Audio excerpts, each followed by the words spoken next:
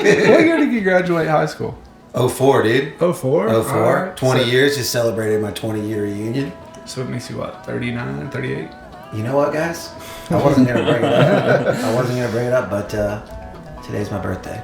Yeah? Today's Happy my birthday. Hey, thank you. Wow. 38 years old today. And you're coming and hanging out on Hangin' Brain. Dude, I'm hanging brains on my birthday. Hanging Brain on your Happy birthday. hanging brains.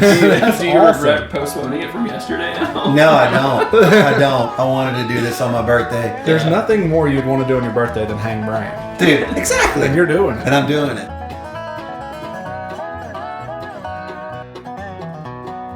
Like our motto on here, man, we like to keep things light and loose, which would bring me to my first question. Keep it airy. Who are you voting for? Dude, you know what I'm saying? I probably would vote for Kamala Harris. I'm not a big Donald Trump guy. But here's what I love is I can walk from my house to vote, and that really makes me feel better than everybody. Not only do I participate in democracy, but I walk to it, that makes me feel good. It is a pretty sick flex to say I live a block away from a public library. Yeah, exactly. Yeah. I think it's a church. I can get to the church through a shortcut. It was public library, church, or civic center. I didn't know which one to pick. But Yeah. it was one of those three things. And I got to cut through a firefighter station on my way there, dude. So it's a good setup. It's a very patriotic walk, it sounds like. It is, man. It is, yeah. You feel good about yourself. Come back with my sticker. Yeah. You know. I gotta walk past the fire station, then I gotta take a left at the flag store. So Yeah, dude. The fireworks stands on the right. One of my favorite clips from Curb Your Enthusiasm is it's I think it's the latest season. They're going to vote, and he's like, "Who are you voting for?" If you don't mind me asking, he's like, "Riemann Schneider." And Larry David said, "Who he's voting for?" And he's like, "Oh, we kind of cancel each other out. When you just want to leave." And he's like, "It's fair with me." That's a great point. Yeah. You just find somebody else voting for Trump, and you can be like, "Hey, we don't have to do this. Let's shake hands. Yeah, we get out of here. Walk home." Yeah, it's gonna be interesting. I completely suspect just the nation's gonna crumble in the month of November. Yeah.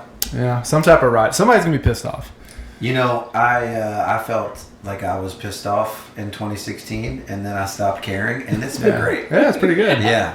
If you Straight white guys. Straight white guys. We cannot care. We cannot care. That's pretty good. And nothing really happens to us. So where were you living in 2016? I was living in Charleston, South Carolina. Yeah. How long were you there? I was there from like 2008 to about 2021.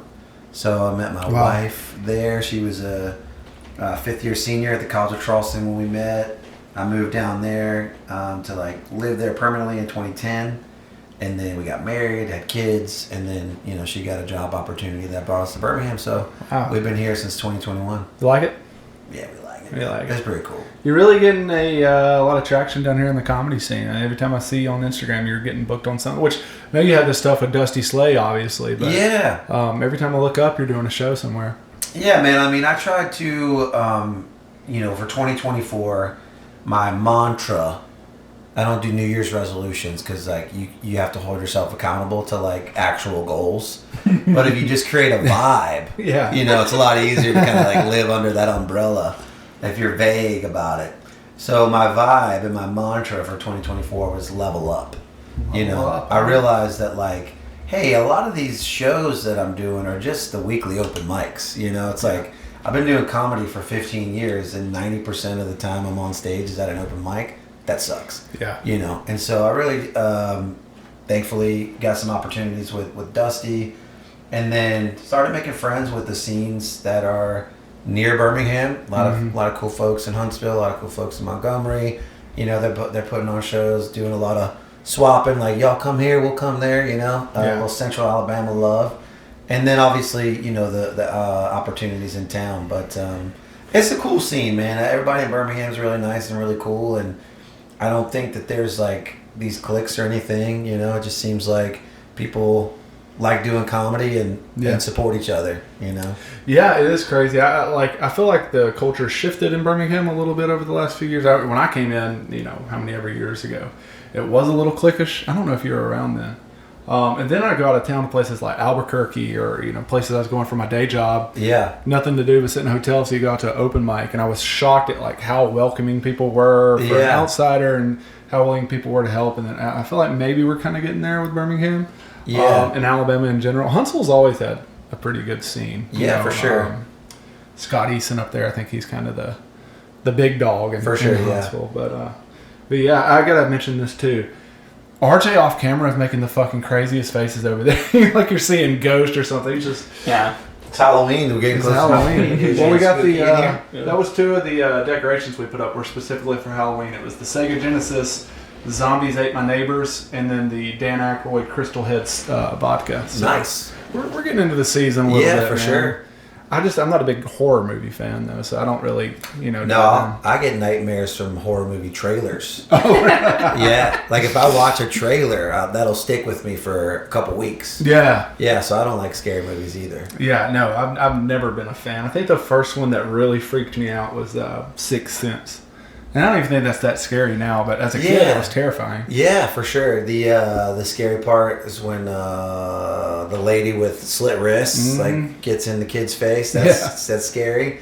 And then a young Misha Barton under the bed. Yeah. Yeah, she's like the kid vomiting on herself. You sure you don't watch horror movies? I mean, I'm telling you, it gets in my brain and it sticks with me. That's also why I don't like watching gross stuff. Like I've never, not to make it gross, but I've never seen Two Girls, One Cup. Oh, God. Because if it gets in your brain, it it stays in your brain.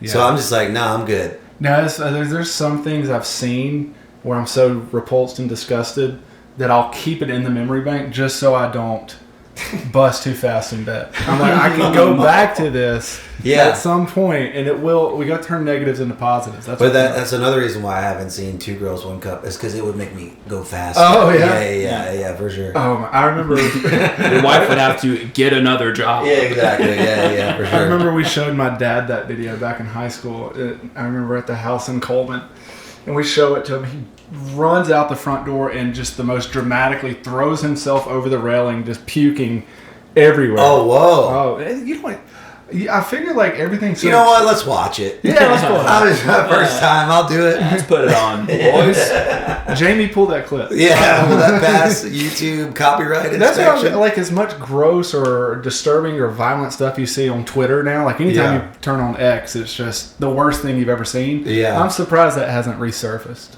Yeah. Dude, but I don't know if everything's coming back, you know. Yeah, man. I wish Vine would come back. We need the Vine days.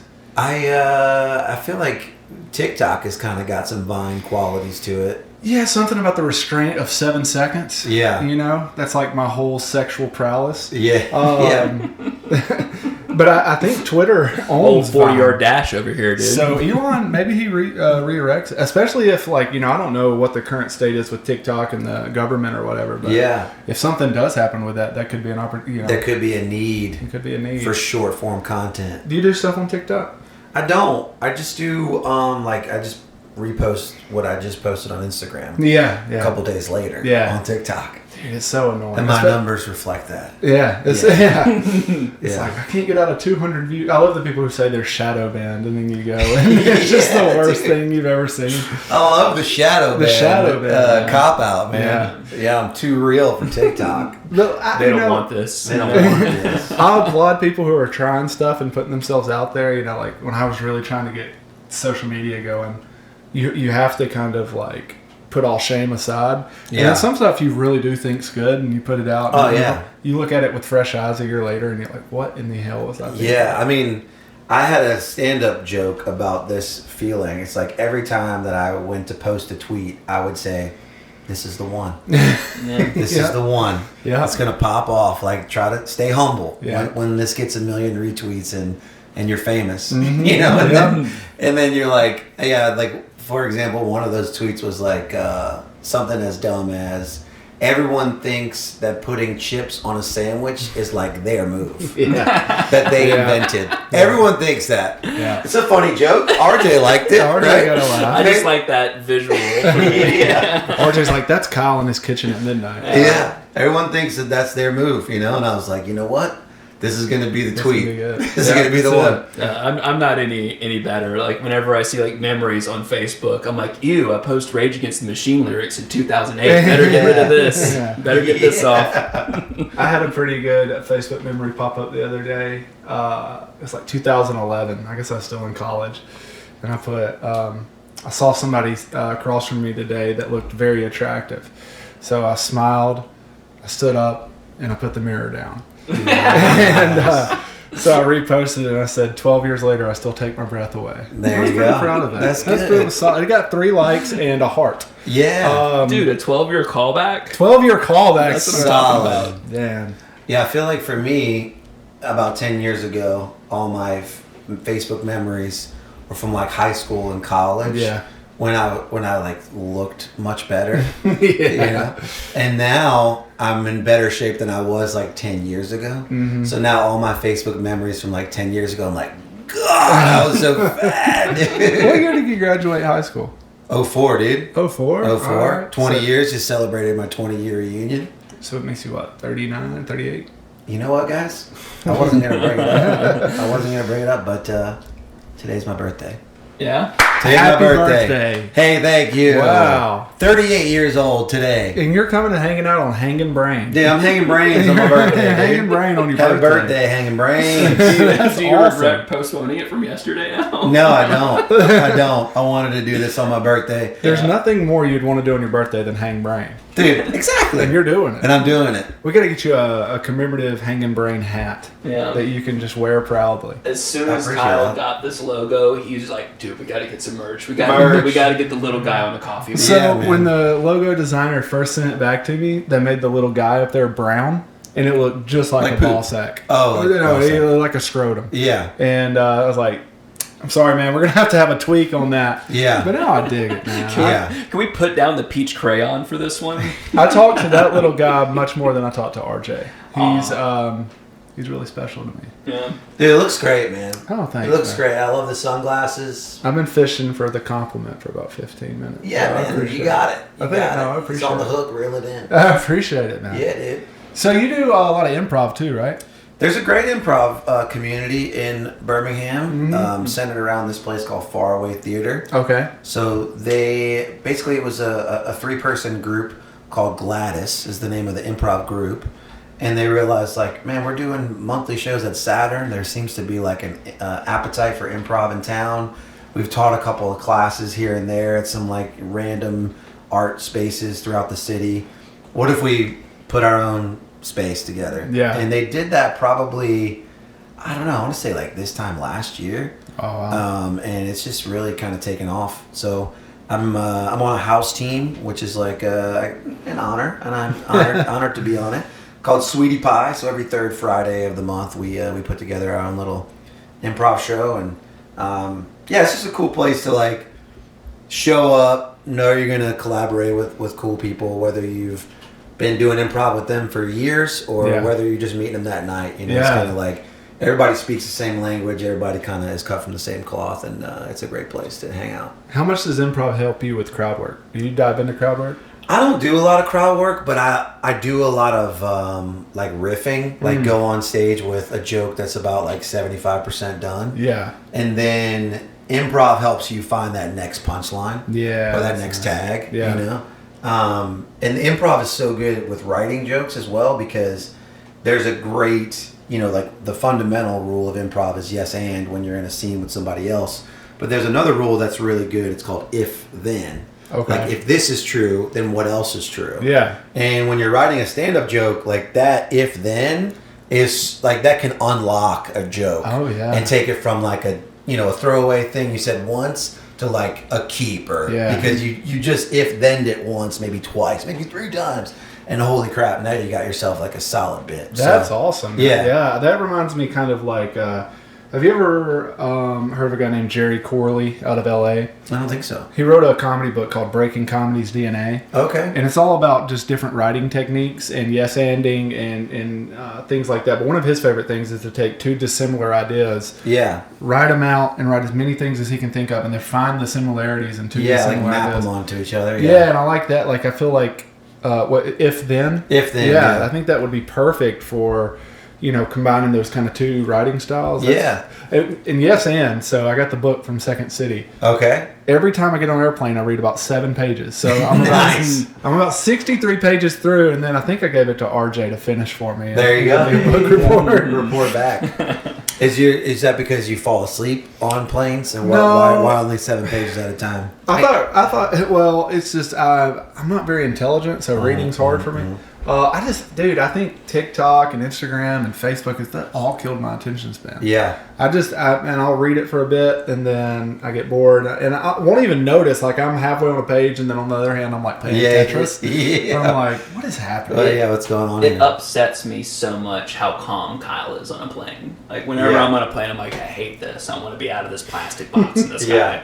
And Kyle's just like looking back at me. I'm like, still sucks. And he's just watching an episode of Curb Your Enthusiasm, and I'm like, okay, well, I guess he has the right idea. The first time we flew to New York, RJ walked by, I was playing Ninja Turtles on the Nintendo Switch. Yeah, dude. And didn't you sit by an air marshal? Yeah. They sat me right next to the air marshal on the emergency exit. And so, like, he's just kind of, like, looking at me the entire time, because, like, I'm sure he's interpreting my behavior as suspicious. I'm like, no, I'm just scared, bro. Well, you did nervous. You did.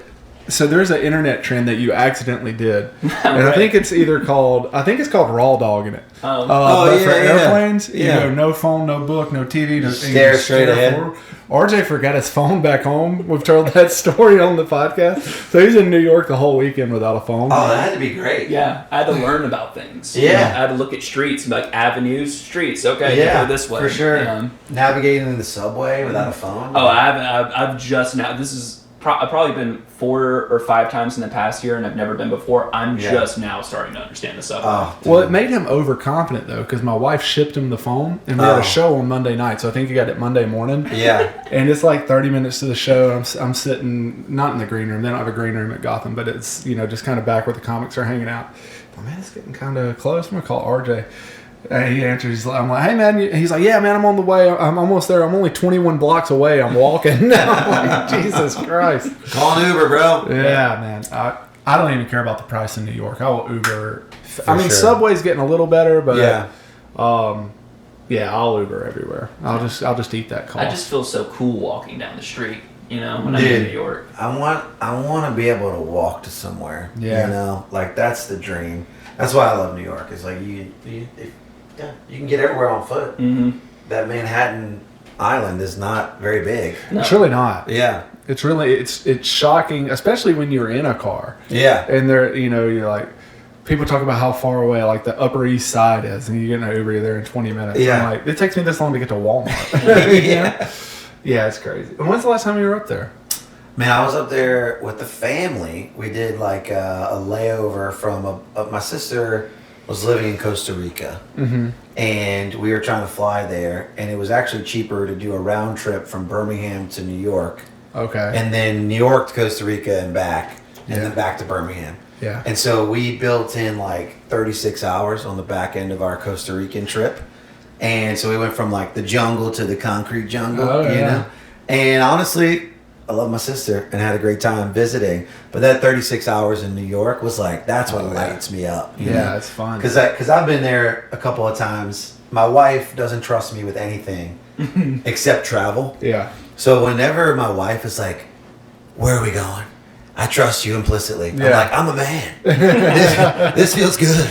Yeah. So like I've been lost on the subway enough to now not get lost. And me and the kids, we're staying in Queens. We get into Manhattan. We do the museum. We come back. We go out. We get some dinner. We see a play. Like that to me lit me up. It was exciting. So that was probably summer last year. So 2023 summer. Oh, okay. So I got to ask you the most touristy question ever when it comes to New York. Yeah. Have you found your favorite pizza spot up there?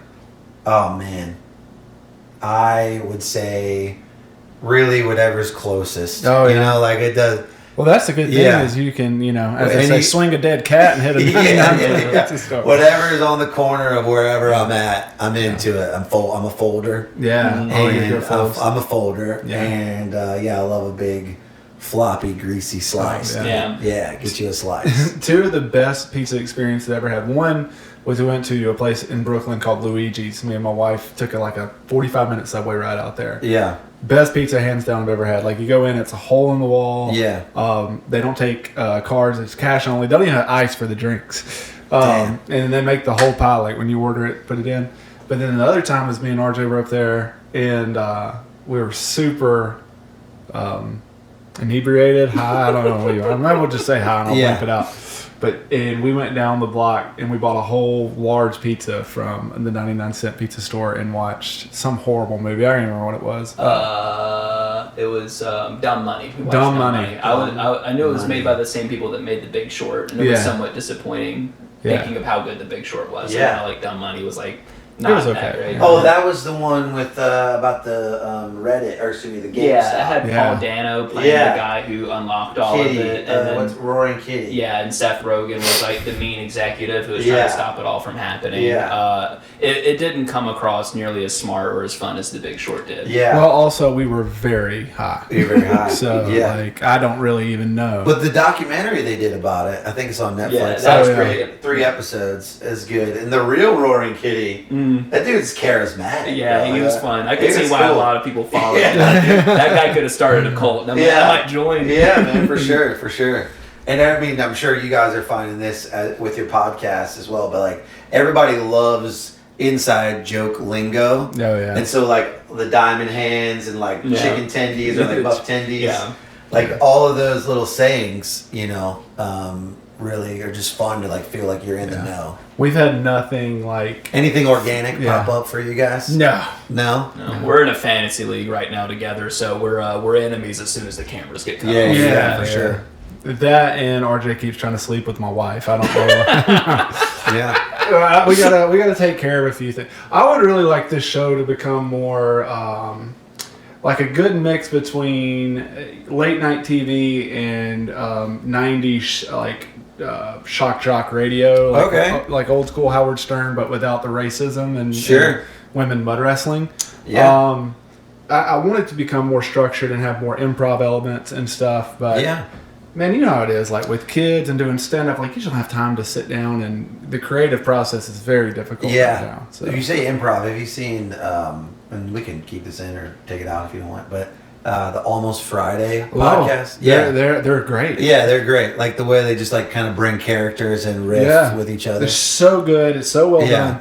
Those guys, I mean, they're creative, man. And but, you know, I think they're also a little younger than us. They probably don't have kids, so they're, you know, afforded something. Probably not. But their sketches are so hilarious. Good. Yeah. Did you see the one they did? It was like every stand-up special intro ever. I haven't seen that one. No. It's very good. The last one I saw is they talking about girls with a nice butt. And she walks in and they're all going crazy over it, and they're doing like the cartoon eyes, like it's pop. Yeah. And then it just cuts after like, you know, the heart pumping and the eyes, and their eyes are like hanging out of their sockets and their heart's falling. They're freaking out. It's like they always put kind of the Tim Robinson absurdity spin on their stuff, which people I think just find that random sometimes. That's actually kind of really hard to pull off when you're writing it, you know. For sure. Yeah, like there's to plug another podcast as well. I'm just plugging podcasts. There's another podcast called Good One, and it basically is like a comedy journalist who just interviews comedians about like, tell me the writing process. How'd you come up with this joke? Like what, you know, because they had the one that I was most curious about was The Lonely Island. Oh yeah. They basically reviewed or like went through their writing process to figure out how they came up with that weird Oakland A's thing that they did, the Bash Brothers thing. Yeah.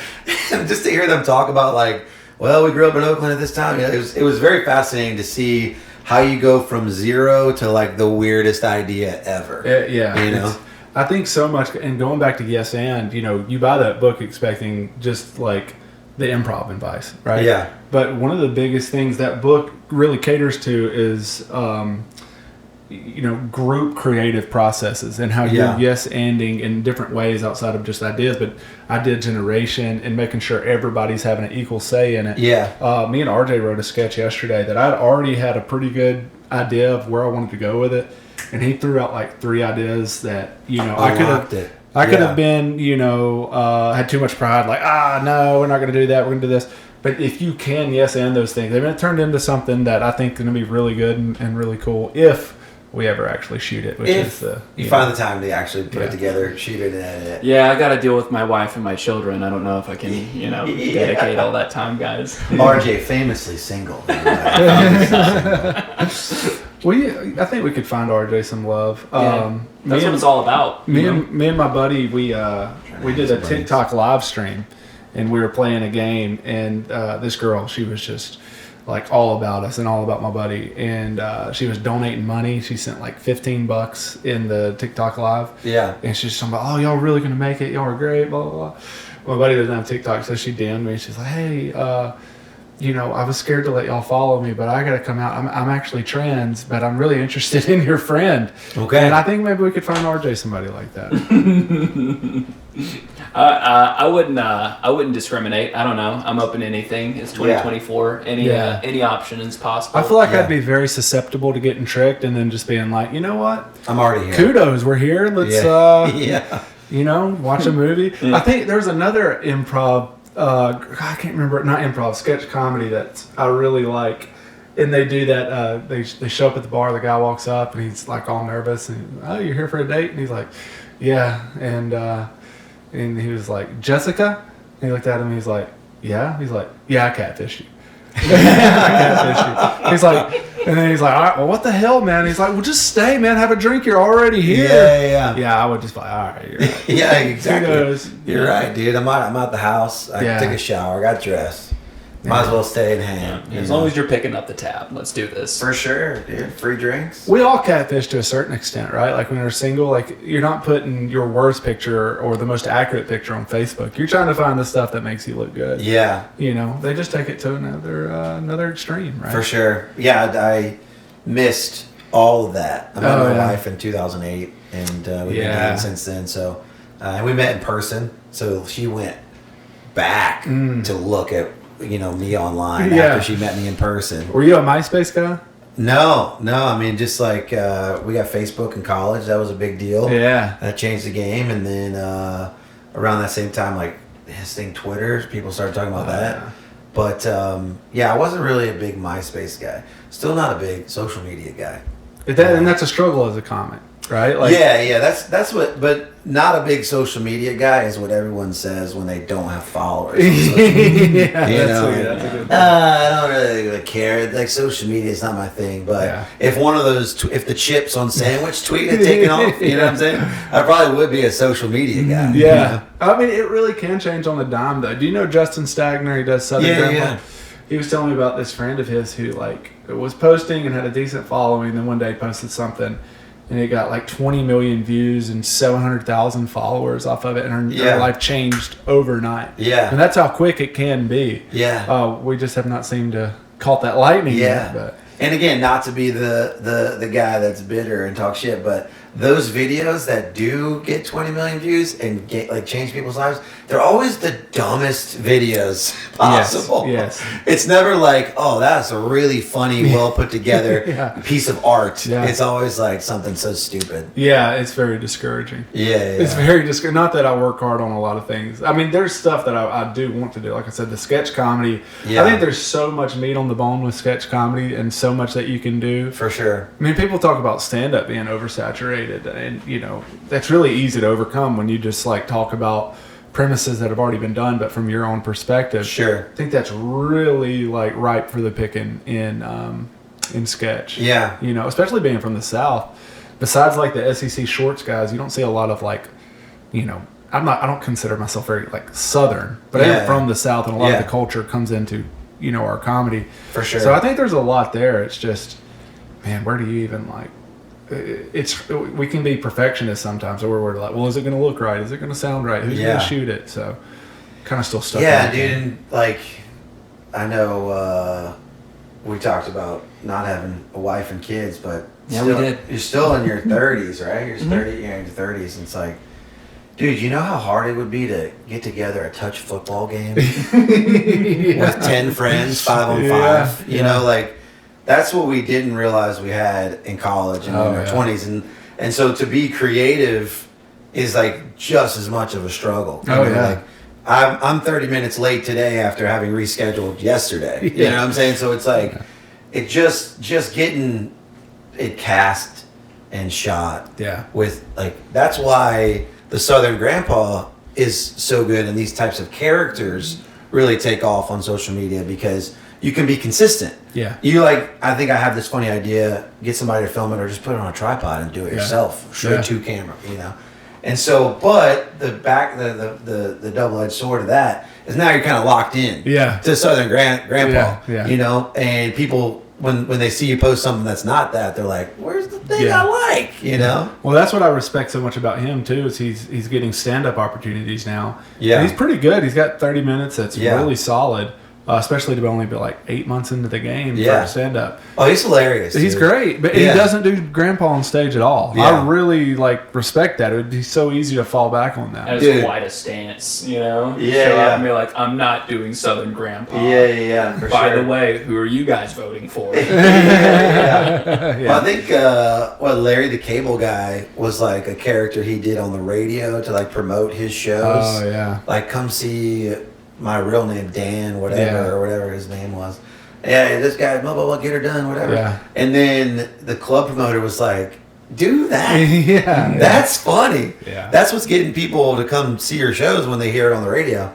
So, I don't know, maybe he'll have that shift, but I think, the game's obviously changed from morning radio to social media. Aziz Ansari kind of went through that too, because he played that character in Funny People, Randy. Yeah. And then it was getting such a positive response because he was workshopping it during his real stand-up to get ready for the movie, and people go crazy for it. So I think he just would end his shows on a 10-minute Randy set. Yeah. And people, it's not a bad avenue. My thing is I think this is where Justin, his state of mind is, he doesn't want to cheapen the art of stand-up. So if you can do it in a way that is smart and the jokes are still well written, more power to you. You're probably going to become a superstar. Yeah, for sure. But absolutely, I have no care. And also for the Aziz thing, and maybe even for Justin too, it's okay, well, how do I take the essence of this character? Mm-hmm. If people are really effing with Randy, how do I make the Aziz stand-up a little bit more Randy-esque? Yeah.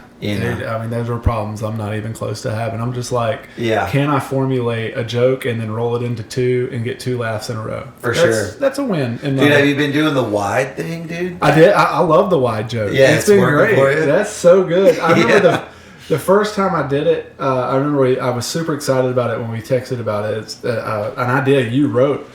And first time because tall, everybody comments on tall. Yeah. And that's the only physical feature a stranger can be like, dang, man, you're tall, right? Yep. But wide, dude, it's so wide. Good. And wide is exactly Wide's the right word. Yeah. Because fat, mean, obvious, not funny. But and it's like we said, you can tag that to tag it and riff it, and that's work. I would say it has about a 90% hit rate. That's good. It's really that's good. That's all you can ask for. The problem is sometimes people think I'm looking at them and focusing on them and thinking I'm talking about them being wide. Yeah. One guy this past weekend at the Laugh Factory, I swear to God, he was like, "Why are you looking at me?" I'm dude, I can't see up here. Yeah. That's the problem. You can start doing good comedy clubs. You're blind to the crowd. Yeah. Stardom's bad about that. You can't see past the first 3 tables right there in the beginning. Yeah, and I wish they would black those out too, man. Oh, yeah. I don't want to see anybody. It seems like they put the most degenerate people there almost on purpose. Yeah. I had to kick somebody out of Stephen Ho's show. Oh, okay. I was opening for him. You had to double as the bouncer. I had to double. I guess that's what I'm talking about. He heckled me. I handled it pretty well. It turned into some funny crowd work. Then he heckled the next comic named Nick. Blanking on his last name. He's a funny guy out of L.A. And so, we had warned Steven, and Steven was like, kick him out when you introduce me. I was like, I don't think I can do that, your next comic, real quick. Get out of here. So all I did was just address it. I'm like, hey, guys, let's be respectful for our headliner, not pointing anybody out. And then I pointed at him. Yeah. And I'll give him credit for 20 minutes. He was good. He was quiet, and then he just started going. And the kind of heckle where he's trying to add to the joke, thinking that he's helping. Thinking he's helping and then getting offended when somebody says something back to him. So then starts talking. The comic? Yeah. Yeah. And then starts talking crap. Yeah. And just belligerently drunk. Yeah. His wife, who was, I would say, conservatively 350 pounds heavier than him. She was wide. She was just, she was wide. She was wide. I couldn't comment on it, but She was just like slumped over drunk on the table. Yeah. Dude, it was wild, man. But finally... Were they fans of his? I think so. Because he's pretty popular online too, right? Yeah, like I wasn't familiar with him. And then I was like, I'm going to look this dude up. While we're in the green room. We had 13 million followers. Damn. Yeah, isn't it funny when you like discover someone has 48 million followers? You're like, damn, I'm out of touch. I'm over here struggling to get over 1,000 on it. Instagram is like the hardest thing to grow in the world. Yeah. There's like an infinite amount of corners of the internet you've never heard of, no matter what. Oh, yeah, you think you discovered everything, there's like another tier to the iceberg. It's like, these guys have a superstar. Well, then you think these people don't exist in real life. This is just an internet thing. But then I was in Reno and they were having a whole furry convention at this casino. And you're like, no, these people are real. They're here. Yeah. This is happening. Everyone just wants to belong, you know? I guess. Right, dude. I wanted to be anywhere but there. That was the most uncomfortable. I mean, that's the only thing more uncomfortable than that is like when a sex scene pops up when you're watching a movie with like your mom or something. Yeah. That is by far the worst. And if it's a furry sex scene, I mean, it compounds it really. This is a yes-ander right here. This is a yes-ander. Yeah. We need you on the podcast. Yeah, dude. That's what we're missing. We're missing, like, I would really love to do, like, that's the problem is, like, you're like, I would love to do improv, but then people are like, oh, they're just stealing from Almost Friday, something like that. For sure. But, I mean, improv's so, unique to however you're making it in that moment. Anyways, it's really not, but, internet trolls say anything anyway. It's always weird that anyone's like trying to prove who's like trying to claim the ownership on having fun. You know? It's like they stole it from Whose Line Is It Anyway? They stole it from Who's On First. It's like, does it ever end, guys? For sure. Yeah. Are you a Whose Line guy? I mean, I was. Yeah, I mean, it's pretty. It was unmissable in the early 2000s. It was a big deal. Well, that's when I hated it. Like back when we only had local channels and I was poor. And it would come on and be like, oh my God, what is this? I mean, then I really grew to love it in college watching like the old YouTube clips of it. Yeah. And it's great. I mean, is Wayne Brady the most talented human on the planet? He may be. He may be. He may be. Yeah. I mean, all those guys were super good. So good. And then they brought it back and it was nowhere near as good. I think they were missing Drew Carey. Drew Carey. Yeah. But he got that Price is Right money. Dude. Yeah, he's comfortable. He's good. Yeah. I went to a taping of The Price is Right one time. Really? Yeah. Were you trying to get on? I was trying to get on. We didn't get called. We had airbrush T-shirts with Drew Carey's face on them. Yeah. We got sat in the absolute worst seats. We were like back corner. It felt like they were almost like trying to hide us. Like in the very back corner. Drew's gonna like that too much. Yeah, like the T-shirt, man. Maybe his likeness. He wouldn't appreciate his likeness on the T-shirt. Yeah. Was it just a caricature of him? Just like a goofy looking airbrush T-shirt. You should get that done at Charleston or Myrtle Beach or something. I was living in Charlotte, and we went to the mall to get it done. And I was like, have him hold up a sign that says Cleveland Rocks. Yeah. And the airbrush guy spelled Cleveland wrong. So maybe that had something to do with it. Yeah. But all in all, I would say it was a good experience when you look back on it. But in the moment, I was like, dude, we got here 7 hours early to fucking get set and all the way in the back corner. There's no way our name's getting called. This is stupid. Yeah. But a fun memory out there in Burbank, California. I was talking to a bartender at the AC Hotel in New Orleans, and he was talking about that he twice almost got on Jeopardy, like made it to the final auditions. Dang. And he said it's the most grueling audition process. Like it's all day, and you're just going from room to room to room. Yeah. And but he. Are they just? Did he say that it was like strictly trivia knowledge based, or were they kind of trying to vet his personality? I think it's like vetting, a lot of vetting. Obviously, trying to at least make sure you have like some type of intelligence. Yeah. But then he said when they're done with you, you just walk out a door and you're done. Like they're like, thank you for your 6 hours. Bye. Yeah. Yeah, dude. Yeah, it's great. But I always, like, anytime I talk game shows, the best game show moment, there are two, and they're both Who Wants to Be a Millionaire. Oh, dude. The guy who won it I think he was the first to win it. Fucking called his dad. Called his dad with the lifeline and was like, "Dad, I'm about to win $1 million." C. The answer is C. Richard Nixon. I think it was Richard Nixon. And then the Norm Macdonald. Did you see his episode appearance on there? I don't think so. Oh my! So he won Celebrity Who Wants to Be a Millionaire. He made it all the way to the million? I think he made it all the way to the million and won it. That's cool. But there's a scene on there where he's riffing a little bit with Regis, and he's like, "Now if I say I think it's either A or B, and I do and the 50-50, lifeline, 50-50, and he's like, it's not going to just show those answers. Mm-hmm. He's like, nah, we don't do that. These are locked in months in advance. And of course, I mean, just such comedic timing. Yeah, it's perfect. Norm played it great, man. He is by far, I always say it when I get a chance, Norm is my GOAT. Yeah. He's my favorite of all time. Yeah, dude. He's so great, man. So great. Who's your, like, do you have a top 3 that you have always gone back to? Man, I tell you, right now, I saw like Dave Attell's most recent Netflix, Hot Cross Buns. Yeah. It's just so fun and punchy and silly and joke heavy, and I'm just like, I know I enjoy watching that. Yeah. And I could feel myself kind of like writing jokes similar to that.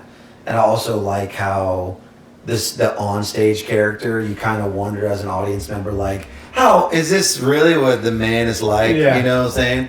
And he just has all these jokes that are just like constantly, misdirecting you. Like he's like, I was just in DC and it looks way different than when I stormed it, And then people laugh. And he's like, I know I have resting January 6th face, but I'm a Biden man. Hunter Biden. It's just like good. Constantly just keeping you off balance, and I love that. Yeah. So that's my long-winded answer for one. I also like, I've always been drawn to like Mike Birbiglia's stand-up. Like I think the way that he can tell a 10-minute story, but also fit in 20 different bits inside a longer story. I mean, I think that's pretty expert level comedy writing. And then, man, who would be a third? I mean, I'd hate to pull Norm because it was already said. Probably like a Norm disciple has to be like our Mark Norman type. Oh yeah, just like real joke heavy. Yeah. Just it's all about just like stacking the punchlines as much as you can. Do you feel as if like the last 8 years, the comedy did kind of shift to more storytelling and less like joke heavy, like you said, like just set up punchline? I mean, I would say that like there was that period where like revealing, like being super personal on stage was like really really popular and kind of like trendy, and I don't like dislike that type of comedy. I think there's a space for that as well, and like Louis was really kind of, there's like a lot of people that emulated Louis after he became like just a very open, a little too open, as we come to find out. But like the very open kind of like confessional comedy. And then like like Hannah Gatsby put out like Nanette, I think it was called, right? Yeah. And that was like a really big deal, and kind of I think even shifted comedy into the storytelling. And I know that Hannah didn't set out to be like, let me just trauma dump on people, but then stand-up kind of felt a little bit like trauma dumping on people a little bit. But I feel like the pendulum has shifted back into like, let's just tell some jokes. Yeah. Let's stack the set with as many punchlines as possible. And I love that. And that's why I love Norm so much, because it wasn't even just stand-up. He was writing, 75-80% of all his stuff for Weekend Update, too. Yeah. That's so many jokes to write. Write. And Norm's another guy where you're like, what is real? Yeah. Like, how much of this stage persona is the real guy? Well, so all his appearances on Conan and stuff, there's definitely like a playing up of, him doing the old stories and stuff. But then you hear, like Nick Swardson talk about him. And, it's different people who were in his circle that he was really just kind of like a wild card. An oddball. Yeah. He was just like, I love the Nick Swardson story where he said, I called Norm to come watch a baseball game with me. I'm at a bar. And Norm's like, yeah, I'll be there in a minute. He wait on me. And he said, he sat there and he watched a whole baseball game, and then a whole nother baseball game, and then half another baseball game, and he gets up to leave because he's hammered. Yeah. And then Norm walks in, he's like, "Where are you going?" I just got here. Yeah, that's kind of like hanging out with RJ a little bit. You never know what's going to happen. You know what's real. Yeah. What's real. I'm trying to figure it out right now. Yeah. Hey, dude. It's fun, though. You need those people in the group. Like, me and RJ, we're kind of the yin and the yang. I'm like, let's get to the airport 2 hours early. And he's like, let's drive the car out on the runway and try to catch it as it's safe. You know, it keeps you on your toes, for sure. Yeah, that's good. I mean, that's, I would describe my marriage like that. Really? Yeah, with a little yin and yang, for sure. Yeah. You can complain about me all you want, but if I wasn't around, who else would send you scenes of The Departed on Instagram? That's true. Oh, man, I always like to compare RJ to, what's Matthew McConaughey's character in Rust Cole. True Detective? Yeah, Rust Cole. There's one scene where Woody Harrelson just looks so annoyed. He's like, I wish you'd just stop saying weird shit. Yeah. And then they're getting in the car and he's like, Matthew McConaughey's like, I don't sleep, I just dream. And he's just looking at me like he could kill him. That's me with RJ like 90% of the time. Yeah. No, I love you, RJ. You're great, man. I appreciate you. Yeah, my mind is beautiful. I have to share it with you. Yeah, something. Beautiful's a word. How long have you guys been friends? Since January. Yeah, well, I mean, we started hanging out a lot since January, but we've been around each other for the better part of 5 years, I think. Yeah, I remember the first time I met RJ. I may have told this on the podcast before, but we're at an open mic in Tuscaloosa, and one of the first things this crazy kid says to me, he's like, he comes up to me, he smells me. Never said a word to him. He's like, okay, that's what I thought. And he walked off, and I'm like, what the hell is that? And he gets on stage, and he's like, you ever notice how big guys always smell good? And I was like, okay, so I'm just used, you know. But then I probably stopped doing comedy for like a year. When we got my son's autism diagnosis, it kind of like just derailed a lot of stuff, and I was just really focused. And now he's doing much better. And me and RJ kind of rekindled with through David Lynham. He was really doing a lot of the comedy break-in stuff when they were still doing stuff at Zydeco. Yeah, he asked me to come down and do kind of an extended set, and me and RJ just started talking and really kind of haven't stopped talking. And that's cool, man. That's why I want a time machine to go back. Just go back and stop yourself from like, that hey, moment. you don't need to do comedy tonight. Like you can miss one set. Yeah. No, it's been cool. We've been able to do some really cool stuff together, like this podcast. The pod. Just like naming traveling. We've been going to New York together twice. I think another trip's coming up. So yeah, man, it's nice to have somebody who is in your corner and you can kind of like, you know, bounce jokes off of and stuff like that. So it's been enjoyable. There's been times that have been tough, like trying to come up with a name for a podcast. You don't realize how that can just you know, drive a stake through a relationship. For sure. But you know, it's been good for the most part. Man. Yeah. I'm glad to be here. Mm-hmm. This is great. Yeah, usually when we cut off the cameras, that's when we start making out a little bit. Yeah. Well, I mean, I keep the cameras rolling. I just don't put them on YouTube. That's the other page. Oh, there it is. I know a comic named Adam Dominguez who he's a really good comic. He's out of Las Vegas. And I don't know what he does on OnlyFans, but he really has one, and he's really a top 1% earner. Wow. You don't have to do sex stuff on OnlyFans. Well, I know that, but I feel like there's got to be a little skin showing. Oh, okay. Yeah. You got to be hanging brain a little bit. Hanging brain. Oh.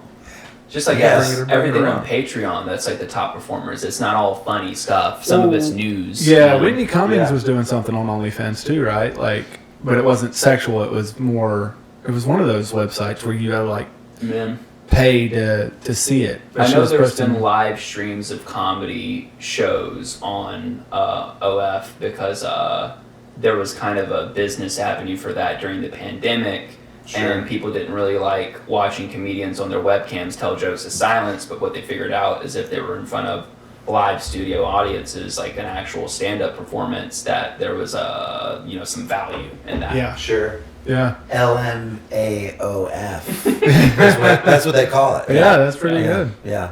I wish I was clever. That's I come up with clever stuff. Dude, I mean, this is about as clever as it gets right here, dude. You know, I can't even take credit for it.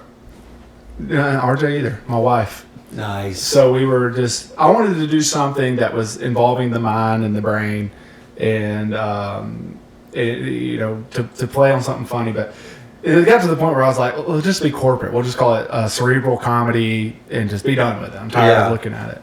My wife was like, cerebral comedy, your catchphrase could be hanging brain.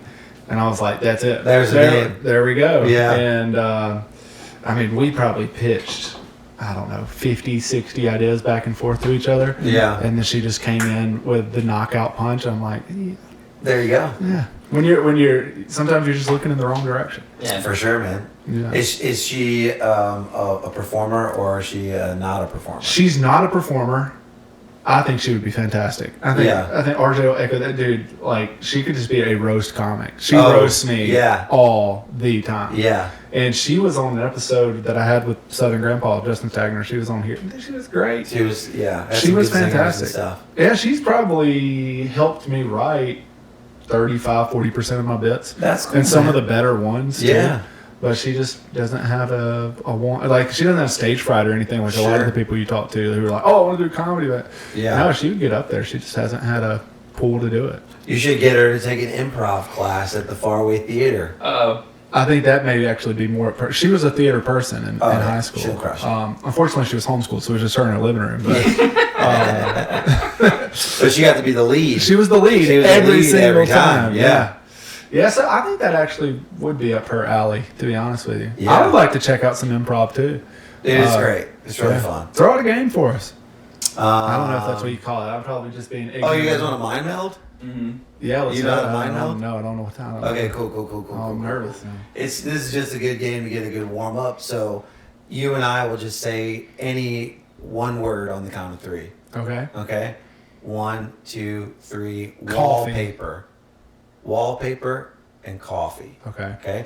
Now me and you are going to try to combine those two words on the count of three. Wallpaper and coffee. Don't think about it. The only wrong answer is to repeat a word or to not say a word. Anything you say is good. Okay? 1, 2, 3. Sugar. Filter. Okay. Filter and sugar. Now you guys go with filter and sugar. You're trying to say the same word. Filter and sugar. Don't think about it. Don't repeat. 1, 2, 3. Creamer. Half and half and creamer. Oh, that's pretty good. All right. Okay, half and half and creamer. 1, 2, 3. Milk. Spoon. Yeah. I messed up.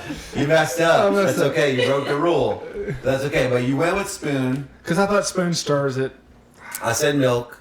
Yeah. You said spoon. Okay, here we go. Milk, spoon. 1, 2, 3. Stir.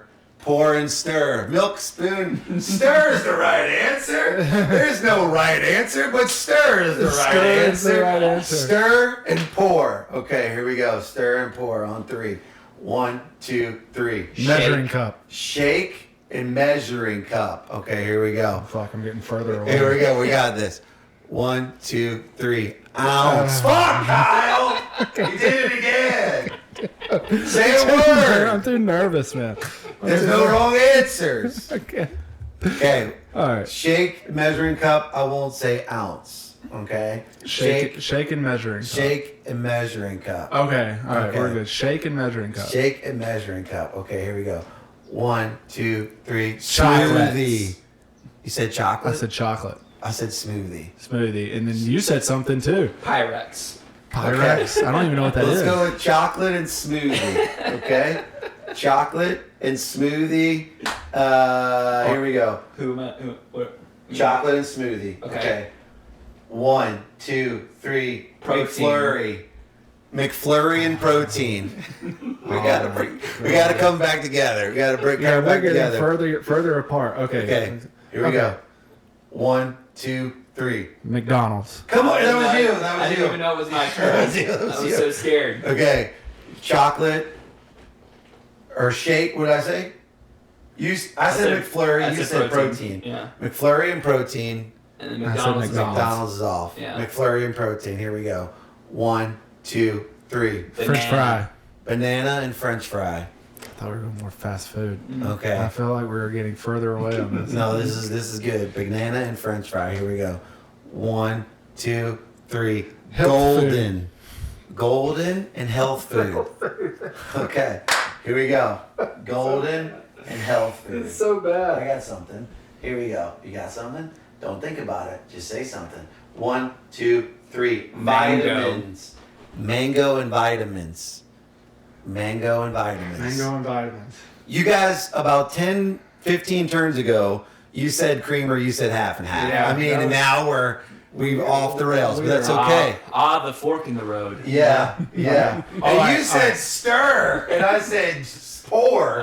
Stir is the right answer. Focus But in. Vitamins and Okay. mango. Yes. Okay, here we go.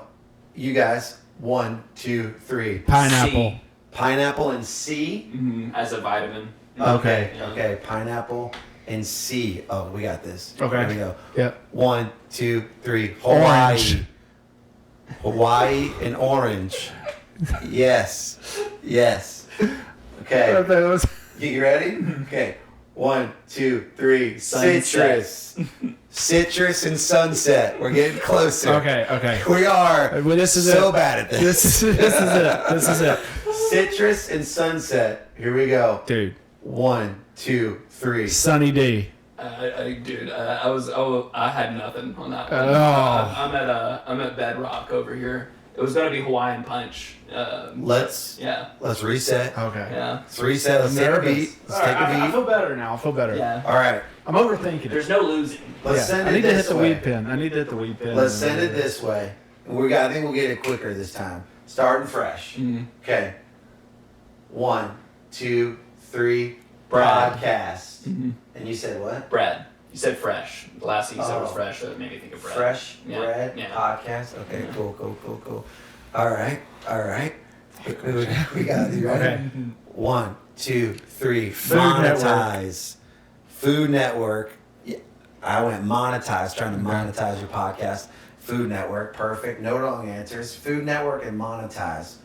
1, 2, 3. Infomercial. Nothing came out. Sputtered. I just sputtered. You guys need to sign up for this improv class at the Faraway Theater. Go to farawaybham.com. Sign up for this improv class. Get your mind melted better. Oh, that was awesome. Yeah. That was great. What did you say? Infomercial? Yeah. Okay, yeah. I was trying to say, shit, what was that? It was Stir fried rice. It was either And I- infomercial or advertisement for me. Oh, yeah. That was fun. That was Yeah. terrible, but it was fun. You want to try one more? Let's do one more. Let's do not mind melt, a different one. Oh, yeah, different game, please. Cool. This My one, mind is already melted. this one's called Beastie Rap. These are all warm-up games. Yeah. Okay. So, basically, we all are familiar with the Beastie Boy, their cadence and their raps. You know, it's like da da da da da da da da da. Okay. Yeah. So let's all do that real quick. Da da da da da da da da da. So what it would be is you would start a line. Okay. And then in between that line, we would all go da da da da da da da da da, and then you would rhyme the line. Oh. Okay. And then you start a new line, da da da da, and then I would rhyme your line. Do I have to sing the line? You have to Sing song it? sitting on the couch recording, hanging brain, da da da da da da da da da. Blah, blah, blah, da, Being da, friends some- with RJ makes me insane. That's the great da da da da da da da da. That's Yeah. perfect. Yeah. That's the best it's gonna get. That's You the best. just got Yeah. That is Okay. the top of my capabilities. Well, Beastie Rap. All right, RJ, you got to start. All right, Okay, here we go. Da da da da da da da da da. Hanging out with Kyle and Vince. Da da da da da da da da da. I'm making a choice, not sitting on the fence. Da da da da da da da da da. I am here with my boys. Da da da da da da da da da. I watched RJ pull out his sex toys. Da da da da da da da da da. Start one. Oh shit. I hope there's enough space on the SD cards. Da da da da da da da da da. Otherwise, we're gonna feel like really stupid guys. Oh man. The PC way was. Yeah. It's election year. I avoid. Oh no! Yeah, now I get what you were gonna say. I say that's a win. That's a win. That's That a was really win. good. Bros. Not only did you have the rhyme, but you chose to edit yourself. Yeah. I mean, that Subversion feels of like expectation. Yeah, that that's feels great. like a win That's for the sure. clip. That is the clip. That is the new chip sandwich clip right there. Yeah, dude. That's gonna take off for sure. Yeah. For Well, sure. Dude, I know you got to get going, and I think there's no better way to end the show. But I do want you to shout out your socials and any shows you got coming up. Appreciate it, man. Yeah, at Very Funny Vince on Instagram and TikTok. I am doing a show in Gadsden at Atomic Johnny's. All right. I think it's November 21st, I want to say. Okay. Yeah, that's going to be a good time. That's the only thing I got on the calendar. I'm doing an improv festival next month with my Sweetie Pie team. Come check us out at Faraway Beham. And yeah, man. Cool. And maybe there's going to be a cool show in January that I'm going to be on. Check that out. All right. Yeah. Yeah. At the Lyric Theater. I think I'm going to probably open for Dusty at the Lyric Theater. Cool. Yeah. Well, hey, man, he's in town. Bring him by. We'll let him hang some brain. Let him hang some brain. Is he interested in hanging brain? Possibly. Yeah, he's got a brain he likes to hang. All right. Cool, man. Yeah, man. Dude, thank you so much. It was a pleasure. Good to see you. It was a pleasure.